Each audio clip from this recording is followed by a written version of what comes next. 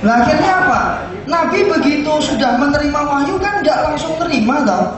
Turun, cari istrinya dia. Selimuti aku. Baru cerita kepada istrinya, wah istriku, aku tadi ketemu. Ketahuilah yang aku benci dua hal, penyair gila dan makhluk halus. Lu malaikat yang teko dianggap jin. Ya masalahnya kan tidak pernah lihat. Sampean juga di kuburan, kenapa cepet-cepet naik motor? Kuburan musuhnya banyak. Delok puter-puter astagfirullah. Saya meneng kuburan gue akeh malaikat duduk setan. Loh, mungkar mangkir di mana? Di mana? Kenapa takut kamu? Loh, dia tuh mau ucapin salam, kita mesti lewat kuburan assalamualaikum ya ahlad diyar begitu kok. Ngono ngebut malah. Waalaikumsalam.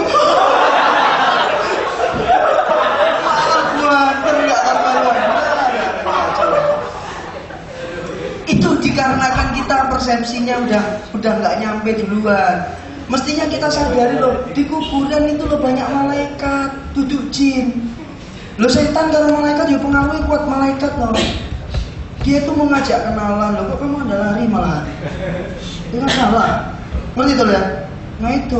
Jadi Nabi Muhammad dulu juga mengalami peristiwa itu. Tiba-tiba sosok bercahaya, kan kata Al-Quran disebutkan loh, dia Jibril dalam wujud asli mendatangi Muhammad di dalam Gua Hiro. Lah Nabi Muhammad itu tidak pernah lihat yang kayak begitu. Ya jelas kaget loh ya kan? Ya sama kayak kita, tiba-tiba putih muncul di samping gitu, lagi doa, ya Allah, berilah saya ketenangan ya Allah, utuslah malaikatmu ya Allah. Tiba-tiba wis Mas Agus diutus, wah mayu tenang. Iya kan? Nah ini masalah kita gitu loh. Kadang-kadang jiwa kita, mata zohir kita ini nggak siap. Makanya kenapa malaikat itu dihijab sama Allah dari kita, karena mata zohir kita nggak siap, mata batin kita nggak siap. Saya yakin di sini siapa yang nggak percaya pada malaikat angkat tangan. Pasti percaya semuanya kan? Karena rukun iman yang kedua, mata batin kita sudah menerima adanya malaikat, tapi mata zohir kita belum siap melihat malaikat. Jelas itu ya? Maka jangan minta, ya Allah tunjukkan di mana malaikatmu muncul lagi ya. Iya serius ini. Nanti kayak Nabi Ibrahim.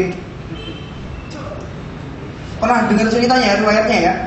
Nabi Ibrahim itu kan suatu ketika menjelang maut ya Nabi Ibrahim.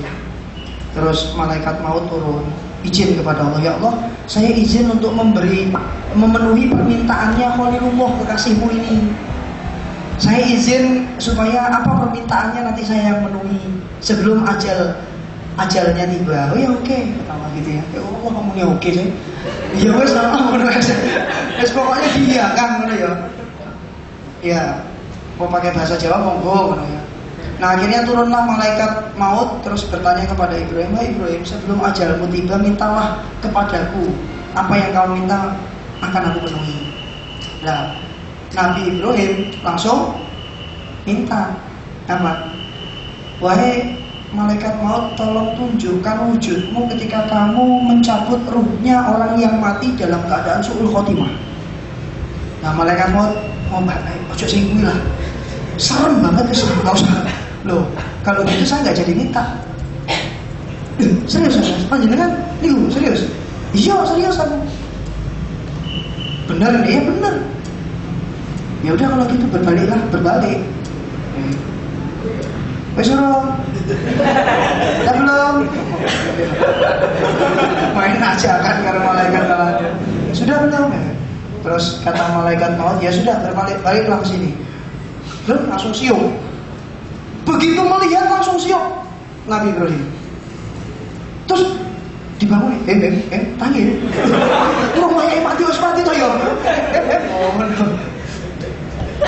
Bangun Ibrahim, terus ditanya, lah kamu kok melihat kan udah tak bilang lebih baik nggak usah yang itu. Astaga apa? Dan kamu lihat apa? Aku melihat itu wujudmu tadi katanya. Itu udah cukup bagi orang kafir sebagai azab. Ruhnya akan lari duluan ngelihat itu. Emang kamu lihat apa? Aku lihat kepala gede, rambutnya itu mayat bergelantungan. Kayak apa coba? Sampai lihat begitu. Kepala besar dengan taring yang tajam dan bulu yang tumbuh, ini mayat yang bergelantungan. Gak usah lihat saya loh, lihat saya. Anjir mau aku mayat loh. Loh, ngapain? Ya ngerti maksudnya ya? Lah itu sudah cukup untuk azab bagi orang-orang yang mati dalam keadaan suul khotimah. Ya udah kalau gitu kata Ibrahim, aku minta kamu tunjukkan wajahmu ketika kamu mati dalam mencabut ruhnya orang yang mati dalam keadaan husnul khotimah. Ha ini. Jadi begitu ya balik terus toh ya. Kesuruh, ya. Wah senang. Artinya Ibrahim tersanjung. Lah kalau yang ini aku senang katanya. Oh ini hiburan luar biasa bagi orang beriman, ya kan? Hiburan. Gimana orang pakai baju putih, serba putih, pakai serban kuanteng, wujudnya malaikat datang dengan sopan santun, gak ngamuk-ngamuk, kan? Yes. Daripada Anda membayangkan gagal yang ke depan aja lah. Ayo bayang, piye, udah sedelok ngarepe wis cukup lah. Ya kan. Untuk malah guyu kabeh sing ditarik luwe ya. Mulai ora. Jadi ini gambaran bahwa ternyata ya, sekali lagi saya ingin kembali ke tema karena tadi agak menyimpang sedikit. Orang yang ridho, Nabi Muhammad itu ridho apa tidak terhadap yang akan terjadi padanya? Kalau yang sudah terjadi oke lah, tapi yang belum terjadi apa?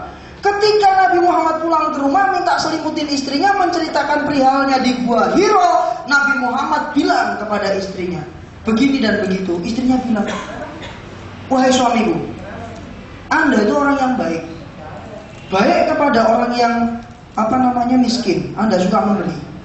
Kepada orang yang hubungan darah ada, Anda suka nyambung silaturahmi.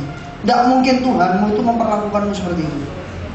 Lebih baik kita konsultasikan saja kepada Waraqah bin Naufal.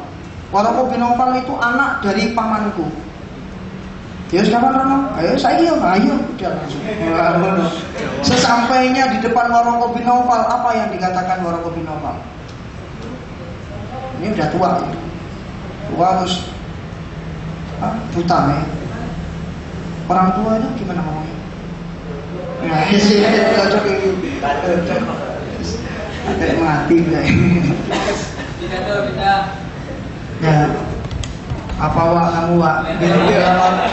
Ini nyuruh Fatul pindah, nanti dia yang pindah ke sini.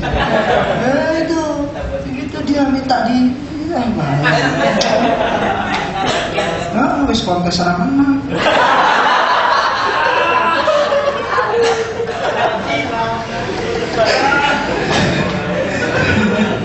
Sorry pak. Damai. Ridho pak. Loh kan kata Nabi Muhammad, kata Waraqah bin Naufal apa?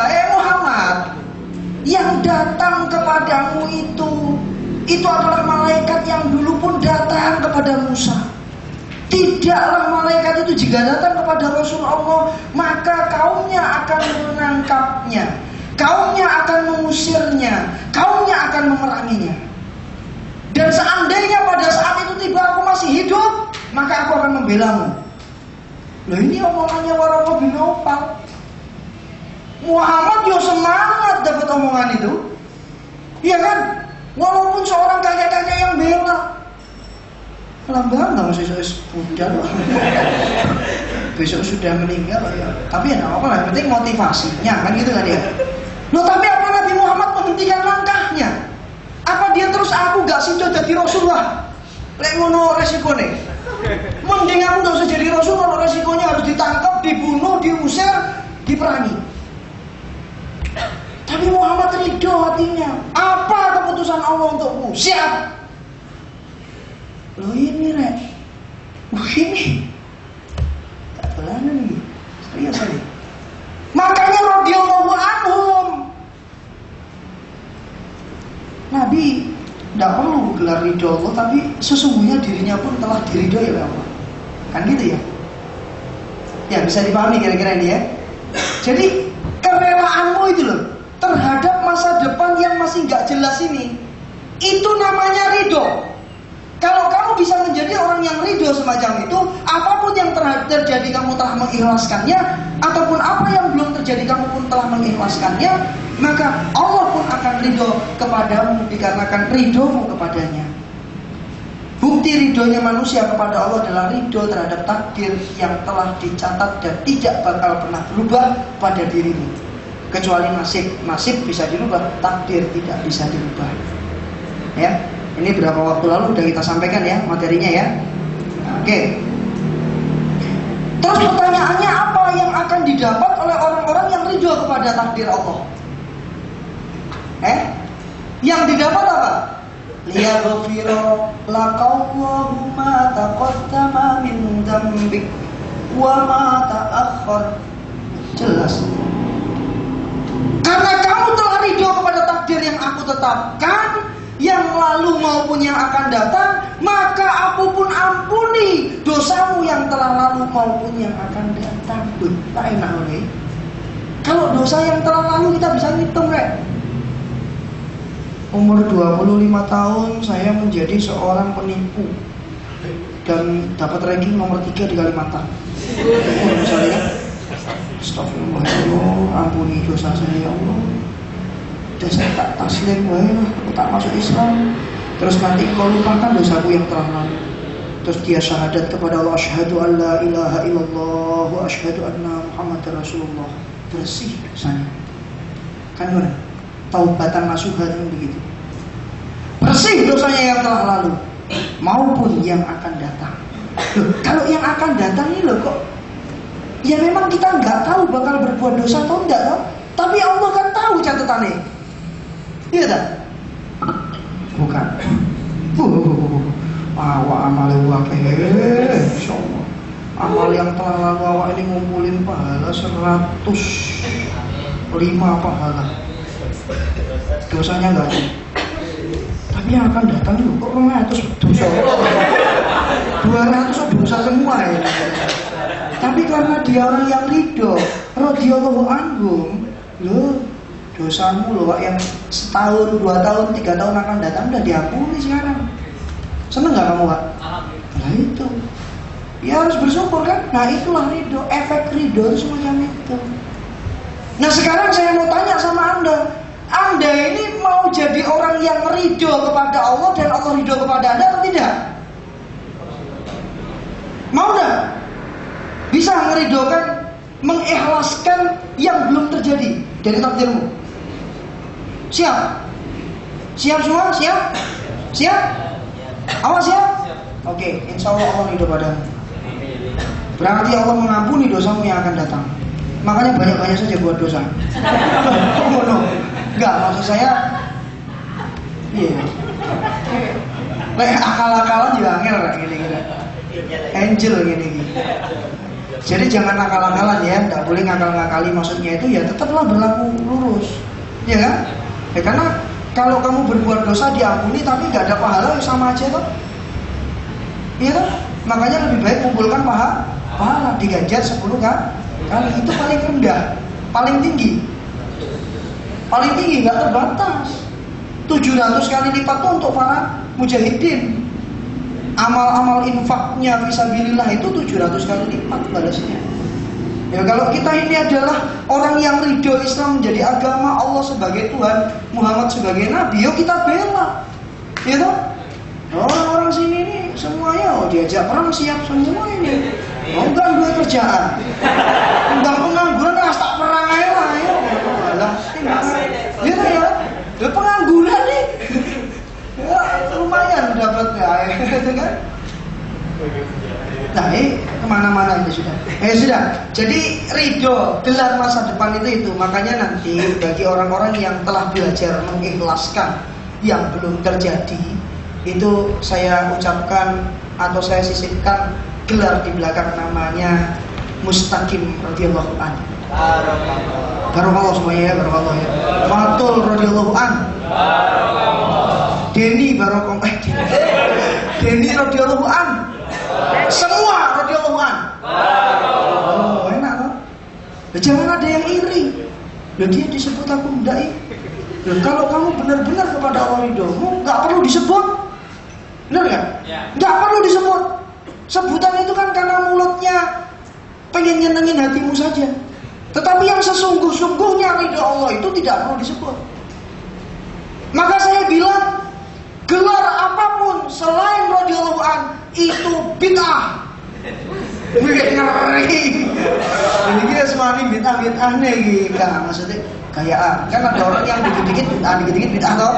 Nah ini kan perlu diselidiki apa bid'ah nih. Oh selidiki yo.